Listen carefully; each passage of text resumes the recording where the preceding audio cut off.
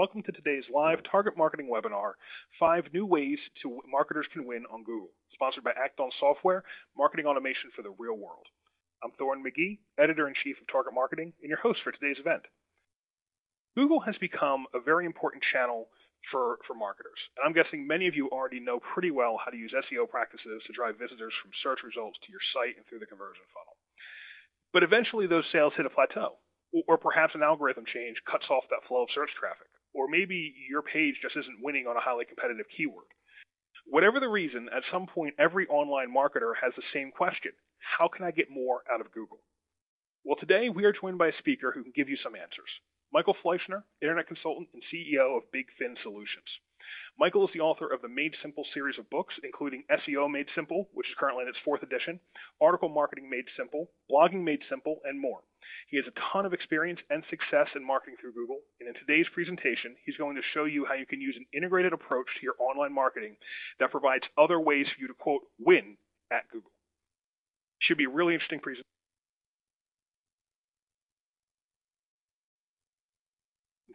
I can't wait to hear what Michael has to say, but before I turn it over, please allow me to point out a few tips on how to make the most of this webinar.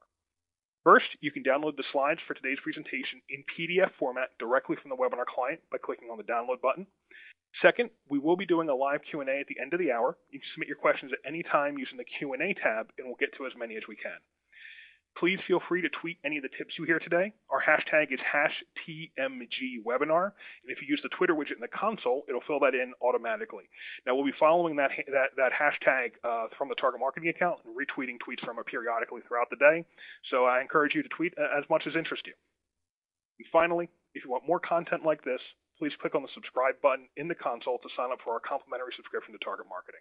That's where we send out most of our top marketing information and tips and tactics and best practices, and we'd love to for you to see that as well. And now, without further delay, Michael, please go ahead. Great. Thanks so much for that fantastic introduction, Thorne, and welcome to everyone. We're going to talk today about 5 ways marketers can win on Google. And I hope some of the tips that I share with you are not only powerful and effective, but new. There's been a lot of talk about Google and the shifting algorithms and all of the changes, the most recent called Mobilegeddon, that if your site wasn't really created and or in a position to accommodate all of the mobile browsers, that you would be impacted on search results. And in fact, there are lots of companies today that are still scrambling to get their site mobile ready. So we're not going to focus on mobile in and of itself. Really, the goal here is to focus on 5 very specific, tangible ways that you can not only increase your presence on Google, but more importantly, start to get traffic on Google. Now, most people think there's an easy way to dominate the web, and you probably know what I'm talking about. There are a lot of marketers who look at a traditional web page or search result page and say, hey, organic's not that important. I can just focus on buying ads. And in fact, we've seen some pretty elaborate schemes over the years of companies having multiple domains, many different landing pages, and trying to advertise each and every one of them in order to buy their exposure on a search engine like Google. And in fact, they say, hey, marketing, nailed it, right? It's easy. All we need to do is buy placement. So, that's a strategy a lot of people have thought about or even implemented, but the fact of the matter is there's a slight problem with that, and that's only 18% of clicks actually go to those paid placements. That's up from a number of years ago. It was reported, I think, as recently as 2012, that about 14% of clicks went to paid, but it is now even higher. Even so, at 18%, it is not where the majority of people are clicking. 82% of search engine users are clicking on organic results. Now, there are a lot of things driving this, but at the end of the day, the organic results are what consumers trust over the paid placements. I think people are smart enough now to understand that organic is still where it's at. All right? So the question that I ask all of you is knowing that organic is important, how can we dominate organic search? What are some tips and strategies that we can use, whether we're small mom and pop businesses, maybe you're a freelancer, or an attorney who's in practice for him or herself, or maybe you're a large conglomerate organization, a national or international firm. What are some simple strategies we can use, and how can we think about these strategies to produce a result? And the answer is channel integration. What do I mean by channel integration? Well, I'm going to articulate that and kind of illustrate what I mean, because this is something that most marketers may be aware of but haven't fully implemented. We used to run marketing as separate and distinct channels or silos. For example, when we think about organic search, one of the things we often talk about is what you do on page, everything from your URL structures to your navigation to your keyword density, so on and so forth, and what you do off page. Off page being who links to your website, what are you doing to market and promote your site, build authority, so on and so forth. And that's all within the silo of organic search, and many marketers are comfortable with that. Then someone else, usually on a marketing team or maybe independent of a specific marketing role, would be focused on social. What channels are you using? Are you on Facebook, Twitter, and LinkedIn, for example? Or maybe you're using Pinterest or Instagram. And also building a following within social. How big is your following? How many likes and shares do you have? How many people are following your different social media accounts? And that was talked about separately. Of course, paid search is a discipline all its own, and we made reference to that earlier in the presentation, but paid search, people are focusing on quality score and building landing pages and looking at conversions and managing their spend, and that's a separate discipline. Then we look at email, list size and quantity, open and click-through rates. Then on a more broad or global scale, we think about brand marketing. What is the overall sentiment around your brand? What is your reach? What is your mind share and things of that nature? And then finally, we looked at offline marketing, maybe traditional marketing like direct marketing, and word of mouth. What are we doing to virally spread knowledge of our products and services and things of that nature? And this is for a long time how marketers thought about marketing really as separate and distinct silos. Now, what a number of marketers have done is they have started to put these things together and realize that when we are using a similar strategy and we're executing on all of these things, that we do get a lift, that we improve our reach, we improve our exposure in the market, and ultimately generate more business. What smart marketers have realized is instead of thinking about this in a linear fashion, if we integrate channels, which means we combine channels, there's overlap, there's integration, themes and threads are consistent across many of these different channels, we get a significant lift. Instead of 1 plus 1 plus 1 equaling 3, now we have 1 plus 1 plus 1 equaling 6. And this is because as Google has evolved and as marketing has evolved, we've realized that people or consumers have evolved as well. And those consumers are not using a single channel. In fact, they are toggling between channels and fully integrating some channels into others. A good example of this is, I'm sure, many of you have already been on Facebook at some point this morning or today, and if not, you will be later in the day or maybe tomorrow. And when you go on Facebook, you're going to notice that a lot of things are happening there. There are images, there are videos, there are links to landing pages, or maybe even articles that you're going to visit and you will share via social media, not just Facebook, but other social media accounts like Twitter and LinkedIn. This is really how marketing has evolved in conjunction with the consumer consuming multiple channels or using these multiple channels. All right? So this idea of channel integration really sets us up to identify. Today we're going to be talking about five, but there are many more channel integration strategies that are really simple to implement and utilize. And what you'll notice is a lot of the leading websites are using these channel integration strategies to get ahead. So the integration benefits are really coming from two specific trends. We touched on one. More web users are consuming more of these channels in tandem, and this is why companies like Acton have really automated this process of the funnel integration, meaning users are coming in somewhere in the funnel. It could be any one of these channels, but they're moving across multiple channels. And the smart marketers are scoring people to measure their engagement not vertically, but horizontally across channels. And then the second is that many of these channels are directly and indirectly influencing one another. Meaning, if you do a search, and we're going to look at an example here in a minute, search results are not just web pages anymore. They're really a combination of video and PDFs and Facebook posts, and Google is integrated into it as well. So this concept of channels kind of influencing one another is fairly recent, but it continues to accelerate. And the fact of the matter is, it's what drives search engine rankings today.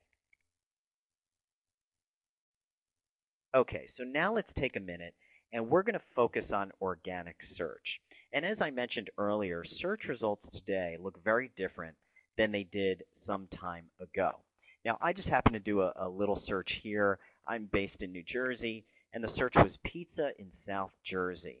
And you can see from the display that it is a combination of things. One is a map in the upper right-hand corner there. It also shows, as pinpoints on that map, listings from Google Places. And we're going to talk about that in just a moment. And you're also going to notice that the first few results are actually state-specific websites, NewJersey.com. Now, these are authoritative pages that are found on the web, and that authority is based on a lot of factors. It could be the size and authority of the website itself. It could be the relevance of the search term to the content that's included on the pages. But really, the takeaway here is that you're not seeing a traditional laundry list of websites. You're seeing really this combination of results. There is a shift happening. Now, what's driving this shift to what I consider a change in search results? There should be no surprise here. It's local SEO. What do I mean by local? Well, statistics that I've read are showing that as many as 60% of all online searches have some type of local intent. Local intent. That means that people are searching for products, services within a given geographic area, and that is largely based on the device that they use. And the mobile phone has really had more of an impact on search engine results than any other instrument, because it has really accelerated this whole concept of not just local search, but local intent. And what I mean is, if you look at a typical search result page, and here I typed in pizza in Princeton, you're going to notice that there are very local listings being shown here. And what I would argue is, even if you are a national or international company, you need to start thinking locally. Why? Because your consumers are thinking locally. Even if you are a delivery agency and somebody orders something online, that delivery truck is, from a consumer's perspective, from your neighborhood, delivering to your neighborhood. So one of the ways we can think about this is using Google Places. Now, Google Places is actually, if you were to go to Google and type Google My Business, it seems like they change the name every week, but Google Places is really tip number one. And let me explain what Google Places is and why it's important. Google Places is Google's own directory of businesses. And there's a statistic, a recent statistic, that says upwards of 80% of businesses have not claimed their Google Places profile. And again, this is the Google My Places I just referred to. Now, the Google Places profile is what drives these results that you're seeing on the page here. How can you get it? Again, go to Google My Business, and it's free. That's what's so amazing to me. But most of the businesses that we consult with have not claimed their profile. Now, some people may say, well, I see that I have a listing on Google, but I didn't do anything to get it. Well, my question to you is, do you want Google determining what information they're going to show in search results about your business? Or would you like to tell Google specifically information about your business that you want potential consumers to see? And of course, the answer is the former. So I encourage you guys to go out there and fill out a Google Places listing. The primary reason is it's free advertising. In this example, I just did a search on my business name, but of course you could do not only your business name, but some of the products and services you offer. And you'll notice on the right-hand side, there is a large billboard there that quite honestly I could not afford to show as an ad, and it was completely free. It was free because I entered my company information into Google Places or Google My Business. All right, so that's tip number one. Tip number one is to go out and to create that entry within this directory, this Google Places directory. Now, why is Google using this directory? So let me just kind of take a step back and explain that Google, which crawls, billions and billions of pages across the web, is always looking to improve the user experience. So before they use other directories, we're going to talk about some of the other directories that you can list your websites on in a little bit. But before they use those other directories, they're using their own. Of course, they're going to favor their own results. So that's why the Google Places directory is really gaining speed and credibility, because it is fast becoming a platform by which Google hopes to list every legitimate business. Now, the other thing that I'd like to point out here is that not only are you getting the large display ad, if you will, on the right-hand side around your business, but you're also getting integrated into results. We saw that on the previous slide as well, where there were multiple listings. That is all coming from that Google Places listing. So you want to make sure that you complete that listing out online and you fill out as much information as possible. And that's the added benefit, or I guess bonus tip I would give under tip number one, Google Places. Not only should you go out, create it, verify it, and Google will send you a postcard and ask you to enter a code, but complete that profile with as much information as possible. Those sites that have more information will tend to come up more frequently in search results. All right, tip number two, data aggregator. This is something I've been talking about for a while and now is really starting to gain speed. A data aggregator is essentially a resource that will help distribute information about your business to many of the local search engines that help Google render results. That's right, they help Google render results. Google likes to use other websites as references, and many of these second-tier search engines or directories are used to help Google clarify and confirm information about your business. Now, on this particular listing, what you're seeing is this is a small local business, and this is actually a bagel store in my town. And one day I was in the bagel store, and someone said to me, wow, these are the best bagels I've had in New Jersey. And, it's kind of funny. I would not consider myself a bagel connoisseur, but I said, you know what? He's right. I wonder why people don't come to this store, because it was virtually empty. I took out my mobile phone, I typed in best bagels in New Jersey, and these guys were nowhere to be found. So what they did was they used a data aggregator to spread information about their business to all the local search engines.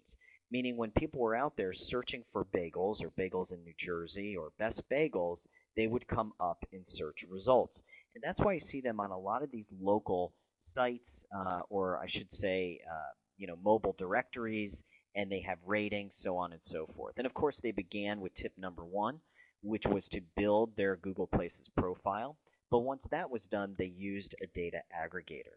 Now, this tip is really important because Google is relying more and more on these second-tier search engines. So what I want to do is just kind of explain essentially how they work and why they are essential, whether you're a small business or a large business. And we're going to begin with kind of the traditional way of disseminating information about your business. On the left-hand side, what you're looking at is essentially the process you would have to go through to tell certain directories about your business. You would submit your data. It would be accepted by the particular website. That website would then clean and normalize the data against other things in their database. Sometimes that information would be sent to their weekly or monthly compilation, and it would also validate a phone number or an address. Sometimes it did that well, sometimes it didn't. It might match it against something that already exists in the database, so on and so forth. And at the end of this process, which took months, your information, your business information, your personal information may or may not be listed on that particular website. It was really all up to the independent directory. And then, of course, you would have to do that for the next directory, and the next directory, and the next directory. And that's why we have had such mixed results with regard to business listings online. But all that has changed, and it's evolved quite a bit to these providers, if you will, known as data aggregators that will help automate and manage that process. Why do they do that? Because they've developed relationships with a lot of these local search engines or mobile directories, if you will, that Google relies on to quickly and easily keep this information up to date. We all know that today things happen almost in real time, and that's what the data aggregators have been able to achieve. So with a data aggregator, you submit your data, it gets accepted. They match that with what they currently have in their feed that goes out to these different sites, and they will sync it. In other words, they will look out at, let's say, a Yelp, for example, and say, oh, your information is in there, but it looks like some information has been updated. And they will actually overwrite the existing information with new information based on your approval, and then it will publish that information out on the websites. There is something in here called NAP, which is short for name, address, and phone number. And this is really important to understand because this is what Google looks for to legitimize your business listing.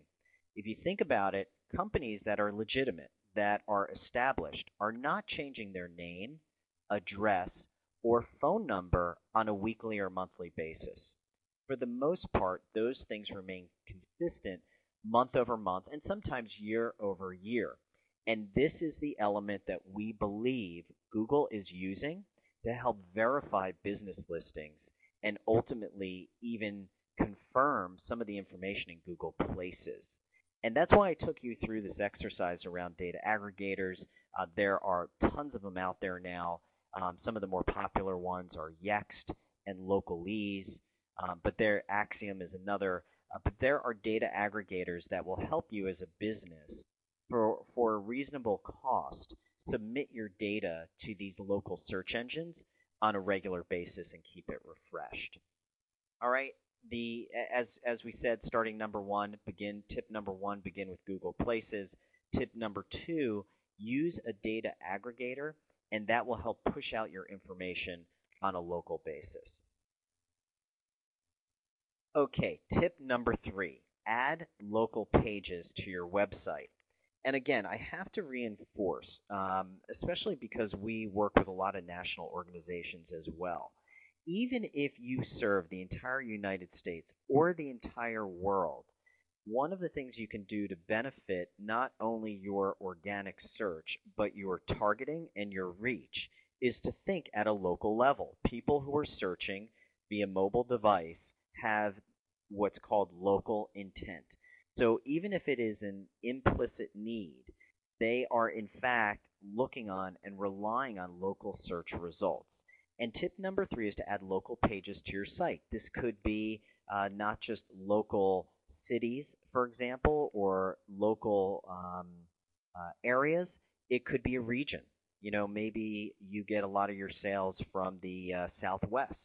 Well, consider that to be your local orientation, but trying to be all things to all people across the United States is really just not a good strategy as it relates to Google. All right, so what I have here is a client that took a really aggressive approach at a local level. They created their Google Places profile. They used a data aggregator to take care of local search engines, and even though most of their area was central New Jersey, they broadened their reach and they created individual landing pages for all of the areas you see here. And those pages, and again, we talked about silos, but from an SEO perspective, they focused a lot on page optimization. They made sure that their homepage, which is the most authoritative page on their site, linked to these individual pages. And the pages had the county noted in the heading, it had it mentioned throughout the copy, so on and so forth. And the result was quick and dramatic. You can see here that even currently they're number one in organic results for pest control or pest solutions in this particular county, despite a lot of competition. And I credit this to taking more of a local orientation. Again, even though they were initially just South Jersey, they've expanded into really all of New Jersey and Philadelphia and some parts of Pennsylvania by taking a county-by-county approach. Your approach might be state by state, it might be region by region, it might be country by country, but the strategy is still the same.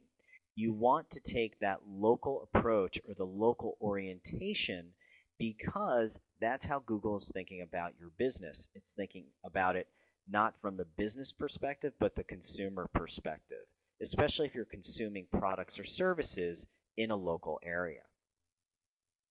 Okay, tip number 4, content. I'm sure all of you have heard about the importance of content, and in fact, Thorin and I were having a conversation earlier, and even target marketing has really focused on this concept of content. Originally, it started out as, aggregating content, which means, curating articles and information from other people and, kind of showing that to your followers or your readers. And it's really evolved into something very different. It's evolved into original content and being a thought leader. And recently I was speaking to a marketing professional at Dun & Bradstreet, and she has a very well-developed social media program built around content. And I asked her about some of her strategies and some of her struggles and some of the things most importantly that she sees working now. In the content area, there are really 2 or 3 key takeaways. The first is you want to focus on content that is unique to you. And again, it doesn't matter if you're small, medium, or large, if you're in the widget business or if you're in a service business. The fact of the matter is that you as a company have something unique. It's your unique selling proposition, it's your unique list of customers, it's your unique products and services, or maybe data that you have that no one else has. And this is what Dun & Bradstreet does extremely well. They're, yes, a large brand. They have a lot of content and a lot of information. But the challenge for them was really finding what was unique about what they had to offer. And what this woman was explaining to me was it took a fresh approach to content and taking a step back and thinking about all the different data sets they had and what view would be unique that they could share with their markets. And other sites that are doing this well right now, Wall Street Journal, New York Times, Forbes, these are all sites that have lots and lots of content. But even that being the case, they have really taken a novel approach by identifying what content is unique. So that's the first takeaway. The second takeaway is to plan. What I see happening, especially in the content game when it comes to SEO, is that companies are not planning well. And what I mean by this is they don't start with what's unique, what kind of content is unique that we have, and what's our plan. And the plan should really involve two things.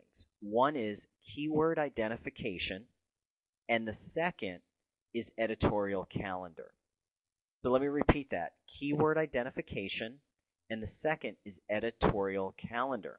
And again, these are things that, if you are a marketing automation business, your content should be focused and your editorial content should be focused around marketing automation and the struggles that marketers have in that regard, right? If you are looking at particular keywords, then your keywords should not only be branded but non-branded as well. And that's a place where I see a lot of people break down. They know they have to blog, they know they need to share content on social media, but honestly, they haven't taken the 30 minutes to write down, okay, over the next month, here are two pieces of evergreen content I'm going to produce, and here's, a new piece of content that I'm going to produce. Nobody likes failure, but I can tell you that if you don't create an editorial calendar, whether it's for a month, 3 months, or the full year, and you don't identify your most important keywords, how you want people to find you organically, you are just not going to get there. And I see it time and again, and I talk about it time and again, and the companies that really embrace that see a significant change in how well their content performs online. Because as more people engage with that content, it tends to get more strength, more authority, and ultimately starts to show in search engine results. And quite honestly, I think Rand Fishkin from Moz said it best, data is good, make it yours. And it's kind of a funny quote, but he says content marketing is about earning familiarity, trust, and relationship. And the best way to do that is to know your audience and what content they want. This goes back to monitoring your social signals, looking at Google Analytics. If you don't already have it installed on your site, you should. And looking at what content consumers are in fact consuming. And make sure that you're building your editorial calendar around that as long as it's aligned with the keywords that you've identified. And I recently had a conversation with a company, a large college planning company, and they really struggled with an editorial calendar. And essentially what we did was we helped them look at the market and say, throughout the year, what are people talking about at different times, right? What are people talking about at different times? So there's a certain time to, fill out your FAFSA form, and a certain time that applications are due. There's another time when people are applying for financial aid. There's another time when people are getting reward letters from schools and having negotiations with schools. So they use the knowledge of their market and their business to create that basic editorial calendar. And then they layered on top of that evergreen content. And that evergreen content could be, how to pick the school that's right for you. Maybe you're, for example, in the shipping business, and you're saying, well, how could that apply to me? Well, there are certain times during the year, like during the holidays, Christmas, where people are doing more shipping. So how can they save money during that time? So there are seasonal pieces of content that you can put into an editorial calendar, and then the next step is layer any data that you have, any evergreen content, so on and so forth. And by following that rule, that content can do really amazing things for your organic search results. Here's actually an example of somebody who used some great data. And what I liked about this, it was which social media channels get the most shares based on type of content or length of content. And I found this pretty interesting, that content length is actually directly correlated with shareability, if you will. But what I found even more interesting and more amazing is how this company thought about rolling out and sharing this content with other people. So you can see here that they've got share buttons at the top, and they also have a little widget that people can use to copy and paste the content or link to the content. And that's really the other thing I want to reinforce on point number 4, that content is king. You should truly value your own content. If you're tuned into what people are reading, what your market wants, they're looking to you for direction and for information and content. So please, think about how you can better leverage that content, because people want it. They want to hear from you, and they do value that content. All right, so tip number 4, content is king. Now, the other piece is sharing that content. We talked earlier about an integrated marketing strategy, and that integrated marketing strategy, remember the 3 circles that we looked at, and it's pretty important, so I think I'm going to just push that to you again. Those 3 circles, when integrated, and remember what they were: paid, organic, and social. By integrating those together, you get a significant lift. So what the best marketers do is they make sure anytime that they're creating content, they make it extremely easy to share. Now, in this example, Forbes is talking about millennials and millennial money habits. And what's interesting is they give multiple options for sharing. The button all the way to the left, actually, if you open that up, gives you all of the same options you're seeing located there on the page: Twitter, LinkedIn, Google. You can put it on a feed, you can email it to somebody, and we talked about all of those different touch points that are so vital to measure whenever you're building your funnel or taking users through your funnel. But they implement it right there above the fold, and actually that's a really good tip. So if today you guys have share buttons on your site or your blog, that's a great first step. But keep in mind that most people are reported to only read like the first 2 paragraphs of a particular article. As such, you want to make sure that your share buttons are above the fold. That's really important. Or use those floating buttons so that as people, scroll up or down, they have access to those buttons. Now, people feel differently about the scrolling buttons, so you don't have to take that literally. But the key takeaway is you want to make your content easily accessible. And then, of course, the question is, does that really matter, right? Why should I do that? Well, because Google is looking at content integration, and they're looking at engagement. And that's the thing that's different today as we talk about all of these things, whether it's your Google Places profile, your listings on other sites using a data aggregator, whether it's the content that you're focused on, or really any combination thereof. It's the shareability and engagement of that content that they're truly measuring. And Forbes happens to do a really good job, but you could find any leading brand out there, and chances are they get the integration picture. And this is just an illustration. A day after that article ran, which I actually found through Twitter, I noticed I just used Moz, and I mentioned Rand Fishkin earlier. That's his company that offers a search engine optimization tool that you can use that will give you different metrics. And in this case, it gave me social metrics, and it shows on Facebook within basically hours, it had 106 shares, 78 likes, there were 441 tweets, and even 17 Google plus ones, which, Google doesn't, I think, really even use anymore. And the whole point there is they launched that article with content integration in mind. when that article came out, it wasn't just posted on their website, it was pushed through Twitter, Facebook, and LinkedIn. And I would argue that even though I'm not subscribed, they pushed some of that content out through email and other channels. All right, so this content integration is real. It's here to stay. And tip number 5 is all about making that content not only easily accessible but easy to share. And does it impact search results? You bet. In fact, on the next slide, I can push this to you.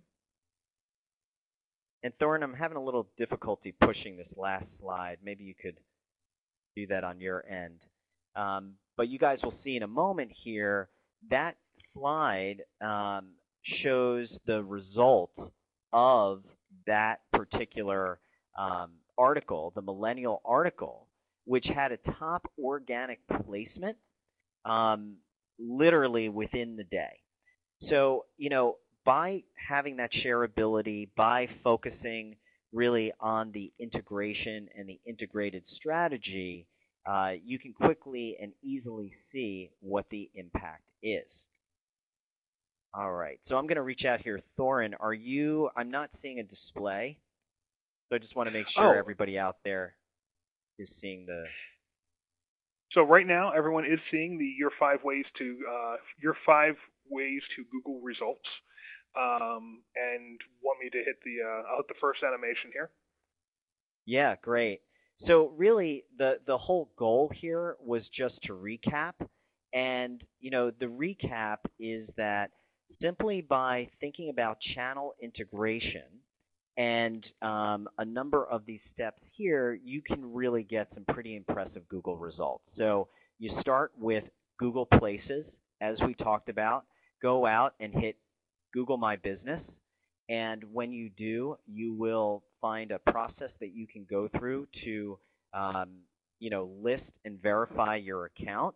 And of course, you may say, well, if I'm an individual business, I'm working out of my house, how can I do that? Well, every legitimate business needs an address.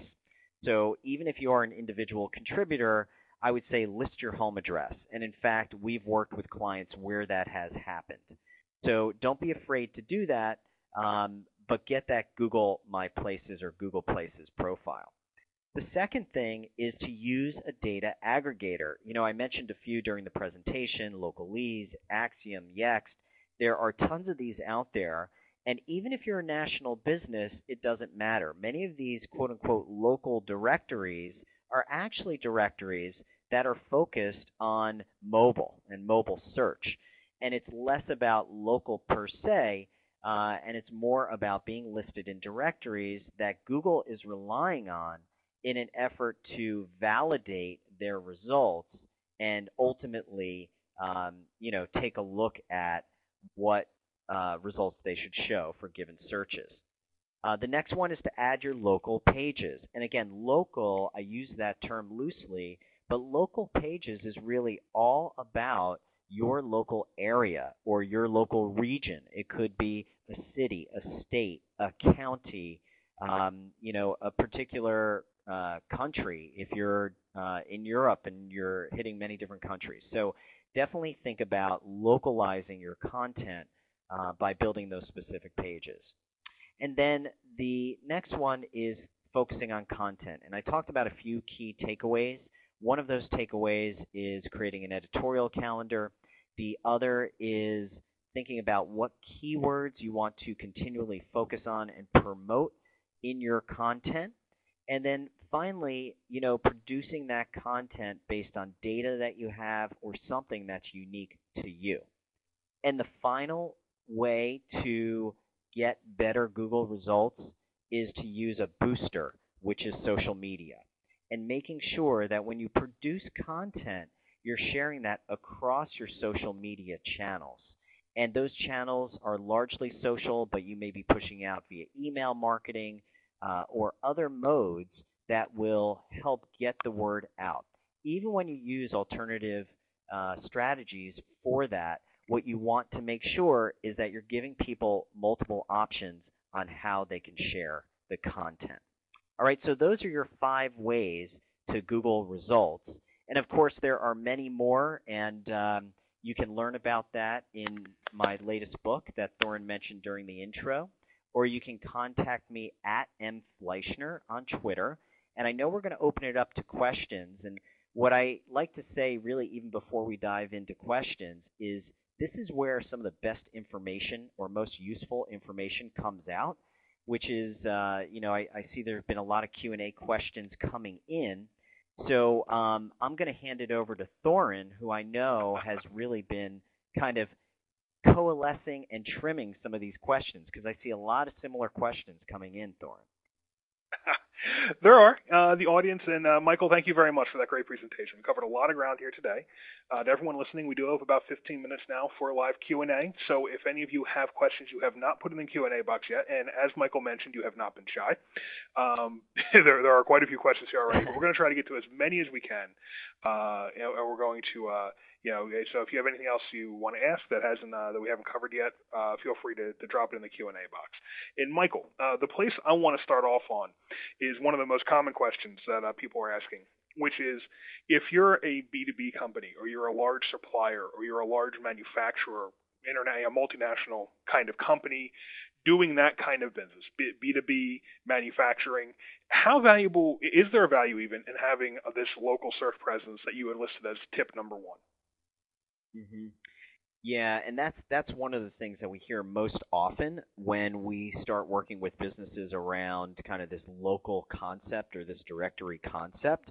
But yeah, the reality is, even if you're a national business, you're competing against local manufacturers, local distributors, people who are local. And unfortunately, Google, right, that's where they're leaning. They're leaning towards local. They made this decision in a big way.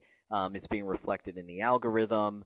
Now they've layered mobile on it, which just reinforces this concept of local search. And that's why, I kind of gave the example, even though it was a regional business, that they kind of broke things down into counties. So, if you're a national business and you're B2B, maybe the best place to start is at the state level, and you focus on those states where you have the largest concentration of customers, and you start to build web pages around some of those states and what makes them unique. Okay. Now, in terms of building a local page per region or city, and you mentioned you focus on kind of what makes them unique. That means you don't want to be duplicating a lot of the content from local site to local site, right? How much duplication are you allowed to have for Google to still consider that to be its own local page? Yeah, great question. I've seen a lot of the data on this is mixed. I can tell you that when you go out and you read about duplicate content, they'll say that something like 80% of the content needs to be unique. I have not found that on local yet. That doesn't mean Google isn't going to catch up or their algorithm isn't changing. But the fact of the matter is, for all the companies we've worked with, looking at a local optimization strategy, if maybe 50% of the page is unique, and how do you achieve that? You achieve that through putting customer testimonials in, by talking about the region and what makes the region unique, by putting in a different Google map, for example. All those little things really can change about 50% of the page, and that seems to be more than enough for those pages not only to rank, but to garner pretty significant results on search engines. Okay, now another related question to this, and some of our listeners are asking, do you need to have a physical location address there, or is a P.O. box in the area enough to kind of hang this Google local presence on? Yeah, that's a really good question. It looks like Google Places itself, which really has been evolving over the last few months and years, they are looking for a physical address, which you can verify either through a postcard or through a phone call. If you're in a situation where they're only going to let you verify through postcard, I know people have been kind of working out of their homes. Maybe they're a little skittish about listing their home address. What I've seen people do are mailbox rentals, like a Regis or one of these centers that will actually accept mail for you. So they set that up for a couple of months, which is relatively low cost. They get their Google Places listing verified, and then they kind of drop that service. But that is one way that we've seen it work successfully. But yeah, if you're a wholly online business, I realize that's a challenge for you, but you will still need a physical address. Okay, and a physical address in that area. Yes. In that local Yes. area. Yeah. Correct. So just a couple more little questions I want to ask along the same lines. Now, your Google Places that is separate from Google Plus. So if your business has a Google Plus listing, the Google Places listing is actually something separate that you manage, right? That is correct, yeah. And you do want to be in both places. I would say, Yeah. too, if you're an individual, Google Plus is a great way to manage your online reputation. It tends to do extremely well in what I call branded search results. And that brand may be your company brand or may, in fact, be your personal brand. Okay. So yeah, so listeners should look into doing both of those. One more question on the Google Places side of things, and that is now with this, you have a page that's kind of localized for that region. What do you do for the drill down from that page? So do you have the click through go back to a core site, or do you have click throughs going through to a kind of a subdomain just for that region? hmm Yeah, great question. So Thorne, I think what you're asking is, if you are kind of using this local strategy and you're building pages, whether that be for a specific state or region or what Yeah. have you, once someone clicks down to that page, what does the navigation look like? And quite honestly, a lot of these things are only one or two levels deep, meaning, you might have something that says areas we serve, right? You get to that landing page and then it lists individual pages underneath that. And Yeah. oftentimes, I like that navigation to work, down to the individual page and back up to the main page, but that's it. And really, the key there is not to be clicking off, but to have everything kind of interlinking from one to the other, because it just passes web page authority from your top level pages to your lower level pages, and all seems to work pretty nicely. So I say keep it simple, and Yeah. again, just have it, maybe 1 to 3 levels, but I wouldn't go any deeper than that. Okay. Now, I wanted to spend some time readdressing kind of the data aggregators question. Now, you did list several potential data aggregators, but some of our listeners are wondering how do they pick one, or how do they go find one that's a good fit for them? hmm Is there any advice you'd give as far as what should a company be looking for when it looks to go to a data aggregator? Yeah, absolutely. So not all data aggregators are the same, and the industry has been going through a lot of change and consolidation. So what people will find is a lot of variation around there. What I recommend, and I think I mentioned three, I'll recommend them again because I see there are a lot of questions around this concept of data aggregators. There are three that I've used that I like, that I know clients use. They are Localese, Yext, Yext, and Axiom, Axiom, I believe. And those three are really the ones that have independent directories. It's kind of like the credit score companies, right? There's Yeah. Experian and like there's a handful of these, and they're the ones that feed all of the other ones. Now, all of those differ based on price and reach. In other words, some will let you, for a low cost, distribute information to a handful of sites. Others may be a slightly higher cost, but let you distribute to a larger group of sites. So it really depends on who you are as a business. If you are a national business and you're generating millions of dollars in revenue, then you probably want to you can afford a better, more robust option. You're buying the Cadillac, and then a small business may buy the Ford Fusion, and it is relative, Right. meaning one is not necessarily better than the other. It just kind of defines at what price point, how many of these sites they'll distribute your information to, how much control you'll have, so on and so forth. Okay. What about we actually do have some nonprofits listening tonight. Any advice for them where they might look for that service? Yeah, so personally, I think one of the ones that has a pretty affordable package right now is Yext, which I mentioned, which is a monthly service. There's another one called UBL, Universal Business Listing, which is pretty cheap.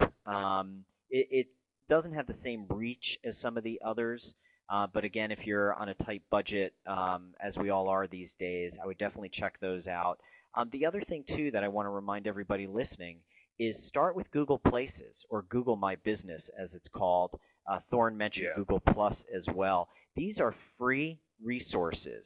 And when I say free, I mean literally free. There's no cost, and it's really easy to do. You know, if you're nervous about setting up a Google Places profile or you're not sure how to do it, go to YouTube. You know, type in Google Places profile. You can watch somebody do it step by step. It's really that easy. So I encourage everybody on the call today, if you haven't already done so, to do that even before you get involved with data aggregators. Always start with Google first, and especially when there's no cost. There's really no barrier to entry. Yeah, that's certainly great advice. Now, I do want to move on to some of the content marketing questions. So we have a few minutes left, and I wanted to just head in this direction with the time we do have. And the first one of those is you mentioned that in your content marketing, the first thing you need to consider your keywords. Second thing would be your schedule. Now, one of our audience members is asking, can you describe the keyword generation process that you go through? How does a company go about taking that step? Yeah, we could probably do a whole nother webinar just on choosing keywords. I've probably done that webinar before, yeah. Yeah. But, you know, it really does kind of start with how do people find you? And if you are not using Google AdWords, I recommend that you sign up for a free account, another free Google tool. And there's a keyword planner tool that you can use, Keyword Analyzer, that essentially you can plug your URL into, and it will show you what keywords you're already optimized for. That is a great place to start. And you can also type in specific keywords and see what the search volumes are. That's at a very cursory level. You also have to look at competition and who else is ranked for that. Again, there are a lot of tools out there that could help you with that, or an SEO firm. But I would definitely, you know, use your judgment around the specific vertical, product set, or maybe, you know, target market that you're facing, and start with the keywords that you think they are typing in to, you know, find products and services like your own. But I would strongly recommend using some tools, because oftentimes what we think are good keywords are not actually what our target market is typing. Okay. And when you say type in your own URL to show them what your site currently ranks well on, the reason being is that that's presumably the stuff that you already that you have already decided that you want people to know you for, and therefore that's a good place to start with the strategy, right?